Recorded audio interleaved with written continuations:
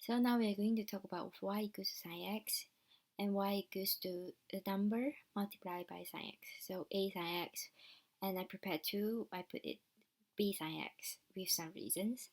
So now this is 1, the scale is a bit weird, but can you accept that this is a sine curve, and this is where the pi is, and 2 pi, right, as usual.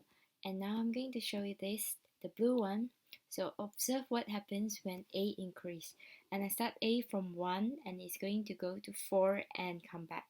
So when a is increasing, it will slowly, you can see that the curve is stretching away from x-axis, So say for this point, this is the point when y, say we have 4, and this is a point when x is equals to pi over 2, so we have sine pi over 2 and we should get 1.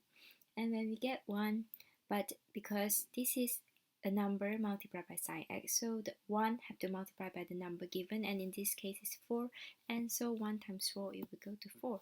And this is the important point that we match. We have to sketch, when we have to point out when we sketch the graph of trigonometry, especially for sine. And you can notice that at this point, these 0 points, however it moves, okay, it is a fixed point. It doesn't move, right? It remains because 0 times anything is still 0. And when you observe that this point, if the number in front of the sine x gets bigger, it multiplies more, so it goes further. But when it's smaller, it goes smaller. So here you can see the space is getting bigger. Okay, the space is getting bigger until the peak. This is the biggest number for the red curve, and it gets smaller because the number became smaller multiplied by the same number, so the jump is smaller and then back to 0. And now what about this? Is just now these are all the numbers are bigger than 1. Okay, whatever. If it is hundreds, then you should know that the peak should be 100, and that's it. What about the number smaller than 1? Okay, so we have green curve now. I'll play. So the curve will go from 1 down to 0. So let's see.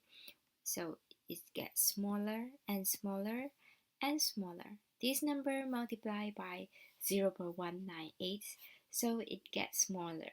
Okay, 1 multiplied by 0.198, it becomes 0.198 as expected. And all this point will come down, come down, come down, come down. So it's here negative.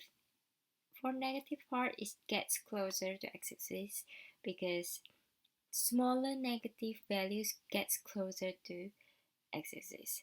So same thing, this is negative 1 originally multiplied by 0.198 becomes negative 0.198. I will let you see it again, and you can do it on your own using decimals or other graphing method. Alright, so and just let you see again, the blue one is for value bigger than 1.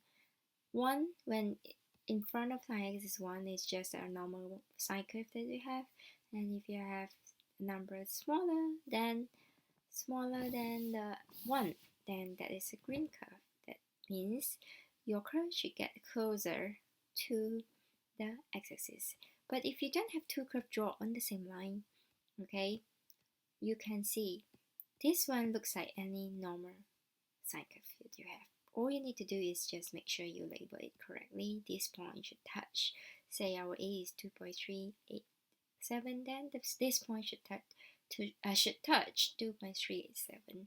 So it's this one. So remember all the important points, okay? When you sketch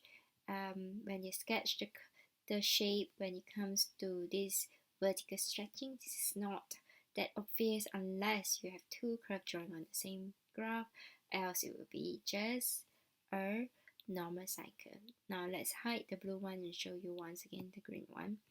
It just looks like any sine curve, isn't it? You don't have to specially flatten it, but if you want to, you can do it. Right? That's it.